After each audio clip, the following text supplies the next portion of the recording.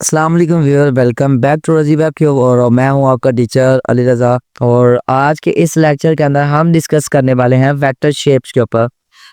हमारे पास कुछ shapes Chrome की तरफ से, सॉरी, पीएस की तरफ से होती हैं, और कुछ शेप जो हैं वो हम अपनी तरह से भी देखेंगे, उनको डिज़ाइन करना, उनको लेके चलना और डिफरेंट टाइप की चीज़ें जो है वो हम आज इस लेक्चर के अंदर डिस्कस करेंगे। लेक्चर स्टार्ट करने से पहले मेरी आप लोगों से गुजारिश है, अगर आप मेरे चैनल के ऊपर नहीं हुए हैं तो मेरे चैनल को लाजमी सब्सक्राइब करें और बेल आइकन के बटन को लाजमी प्रेस करें ताकि आने वाली जितनी भी न्यू वीडियो होगी उन सब के नोटिफिकेशन आपको मिल सके। तो लेक्चर करते हैं स्टार्ट। अभी के लिए देख रहे हैं तो हमारे पास यहाँ पर है वाइट कैनवस। वाइट कैनवस है। अब हमने क्या किया था कि इन टूल्स के बारे में काफ़ी डिटेल के साथ हमने चीज़ों को पढ़ा था, और इसी साइड पे देखें तो यहाँ पर आपको शेप्स नज़र आ रही हैं। जैसे मैं यहाँ पे देखूँ तो आपके पास यहाँ पे रेक्टेंगल्स है, सर्कल्स है, ट्रायंगल्स है, पॉलीगॉन है, लाइन है और कस्टम शेप्स है आपके पास। सबसे पहले हम डिस्कस करते हैं रेक्टेंगल के बारे में।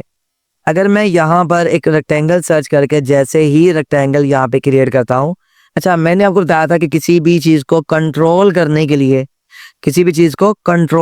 लिए, अगर आप शिफ्ट का बटन प्रेस करते हैं तो वो चीज़ें आपकी बिल्कुल अंडर कंट्रोल रहती हैं।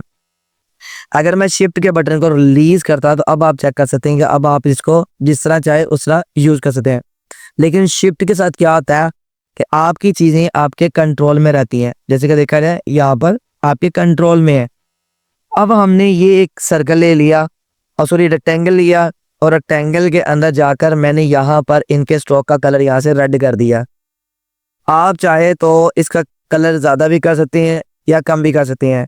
एक और चीज़, अगर मैं आल्ट के साथ इसको इंक्रीज करता हूं तो यहाँ पर देखें आपका जो फिल है उसके ऊपर रेक्टेंगल आ रहा है, हाफ हमारा फिल जो है उसके ऊपर हाफ रेक्टेंगल आ रहा है। हमने क्या करना है कि यहाँ पर हमने इन चीज़ों को लेके चलना है। अगर मैं यहाँ से इस रेक्टेंगल का साइज बड़ा कर देता हूँ, या आप जितना चाहे आप बढ़ाना चाह रहे हैं आप उतना बढ़ा भी सकते हैं। अच्छा, अभी के लिए मैंने 10.14 कर दिया है। करने के बाद यहाँ पर देखें तो आपको कुछ लाइनें सी नजर आ रही हैं, जैसे कि हमारा ये ब्लू कलर्स है और इसी के ऊपर कुछ लाइनें आपको यहाँ पर नजर आ रही है। अगर मैं थोड़ा सा और साइज इसका चेंज करता हूँ यहाँ पर, अब आप चेक कर सकते हैं ये वाला कलर और इन कलर के अंदर डिफरेंस है। अच्छा, ये क्यों नजर आ रहा है, किस वजह से आ रहा है और इसका क्या तरीकाकार है, ये हमें नजर ही क्यों आ रहा है? ये बेसिकली देखा जाए जो हमने स्ट्रोक अप्लाई किया था उसका जो साइज हमने लिया था वो 4.68 पिक्सल लिया था। यहाँ पर जो आपको नजर आ रहा है 4.68 पिक्सल लिया है। अगर मैं यहाँ पे सिर्फ सिंपल सा 4 पिक्सल लेता हूँ तो अब आप इनको चेक करें कि वो गायब हो गया। और अगर आप अपने 4 पिक्सल से ज्यादा का शेप लेते हैं या आप स्ट्रोक अप्लाई करते हैं तो वो उसी तरह ही आपको नजर आएगा। अगेन यहाँ पर देखें तो कुछ प्रॉपर्टी नजर आ रही है, जैसे कि ये हमारा फिल है और हमारा फिल जो है हाफ स्ट्रोक के अंदर आ रहा है स्ट्रोक हमारा, और हाफ स्ट्रोक हमारा बाहर जा रहा है।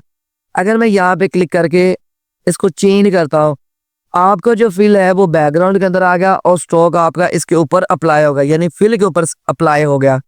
अगर मैं यहाँ से आकर मजीद अगर चेंजिंग करूंगा तो आपका जो फिल होगा वो आपको बता रहा है कि ये यहाँ तक अप्लाई हो रहा है। अगर आप इसको थोड़ा सा ऊपर की साइड पे लेके जाते हैं यहाँ से, अब देखें कि जो आपका फिल था वो यहाँ पर एंड हो रहा है और आगे आपका स्ट्रोक यहाँ पर आपको नजर आ रहा है। अच्छा, यहाँ तक आई होप कि आप इन चीज़ों को समझ गए होंगे।